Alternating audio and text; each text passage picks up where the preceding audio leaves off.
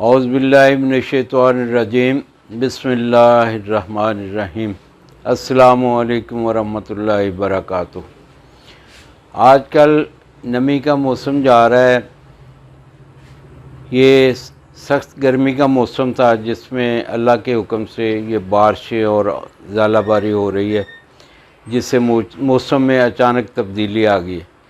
इससे जो अफराद, जो मेरे बहन भाई, जो मेरे बच्चे सांस की बीमारी के मरीज़ हैं, उनके लिए ये मौसम बड़ा तकलीफ़देह हो जाता है। नमी वाले मौसम में आम तौर पे नज़ला, ज़ुकाम, खांसी और दमा वाले मरीज़ जो हैं, उनके लिए मौसम परेशानी का बायस बनता है।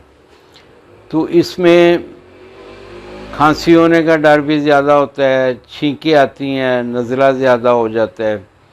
और फिर इसमें खुदा न खास्ता जो मेरे भाई या मेरी बहनें या कोई मेरे बच्चे जो दमे के मरीज़ हैं, सांस के मरीज़ हैं, जिसको एलर्जी भी कहते हैं, मुख्तलिफ इसके नाम हैं, तो उनके लिए परेशानी बन जाती है।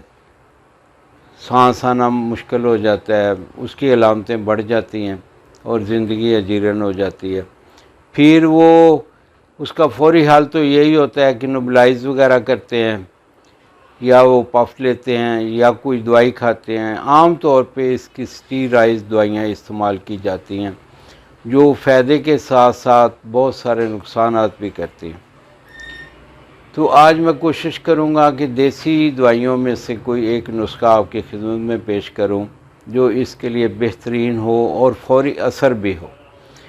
ये एक ऐसा नुस्खा है जिससे ये छींकें आती हैं एलर्जी की सूरत में, कई सैकड़ों में, दर्जनों में छींकें आ जाती हैं, बंदे को बदहाल कर देती हैं और नाक में से सिर्फ पानी सा चलता है।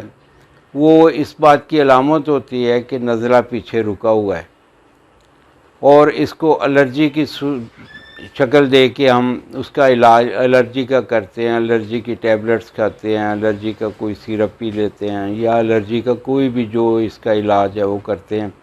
उससे वक्ती तौर पे ये थम जाता है, लेकिन उसका डर ये होता है, उसका खौफ ये होता है कि मुस्तकबिल में वो मरीज़ जो छींकों का मरीज़ है, नज़ले का मरीज़ है, जिसे हमारी ज़ुबान में दायमी नज़ला कहते हैं, कि वो कहीं दमे का मरीज़ ना बन जाए, वो सांस का मरीज़ ना बन जाए। तो इसके लिए ये बेहतरीन एक नुस्खा मैं आपकी खिदमत में पेश करूँगा इंशाअल्लाह ताला।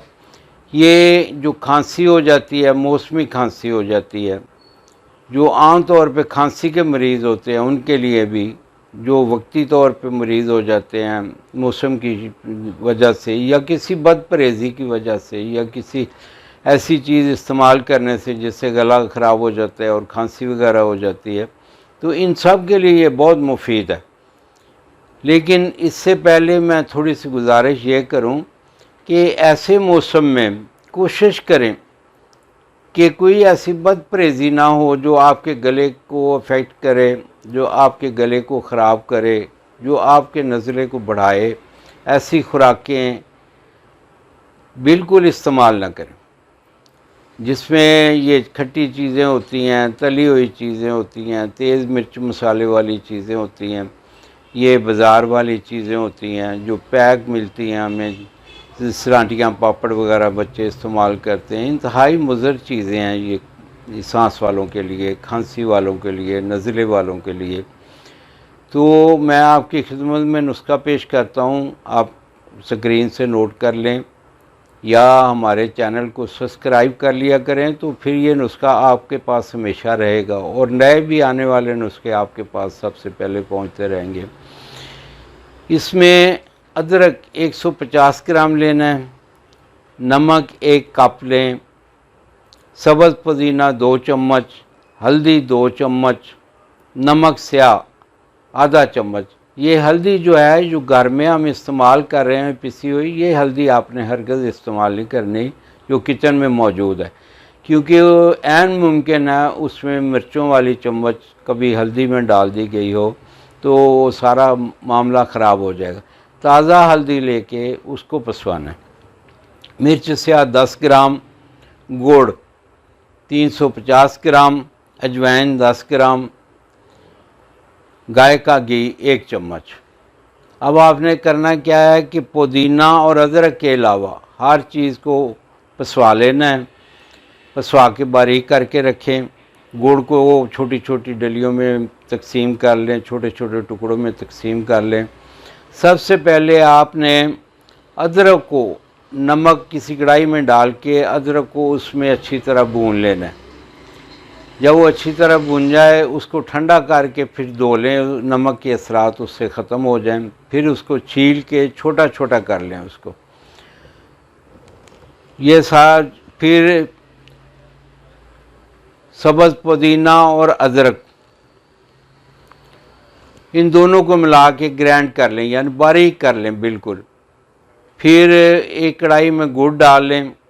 गुड़ डाल के उसमें ये अदरक और पुदीना भी डाल दें और बाकी चीज़ें भी इसी में डाल दें और हल्की आंच पर इसको पकाएं ताकि ये जल ना जाए। जल जाएगा तो इसके असरात ख़त्म हो जाएंगे। फिर इसको उस क़वाम पे लेके आना है कि इसकी गोली बंध जाए। फिर वो जो घी है उससे अपने हाथों को ज़रा नम करके घी लगा के चुपड़ के फिर वो गोलियां बनाएं आप, ताकि हाथों से ये चिमटे ना। ये गोली जो है छोटे बेर के बराबर बनानी है। ये गोली एक सुबह, एक दोपहर, एक शाम इस्तेमाल करें। ये चूस भी सकते हैं आप, इसको खा भी सकते हैं, इसको चबा के भी खा सकते हैं। इंशाल्लाह इसका फौरी रिज़ल्ट होगा। आपके नज़ले में, आपकी खांसी में, आपके ज़ुकाम में, आपके सांस की अमराज में इंशाअल्लाह ताला ये अक्सीर साबित होगा। आप मेरे लिए दुआ फरमाएं, मैं आपके लिए दुआगो हूँ। अल्लाह आपको खुशियाँ अता फरमाए और खुशियाँ तकसीम करने वाला बनाए। आमीन सुम्मा आमीन या रब्बुल आलमीन।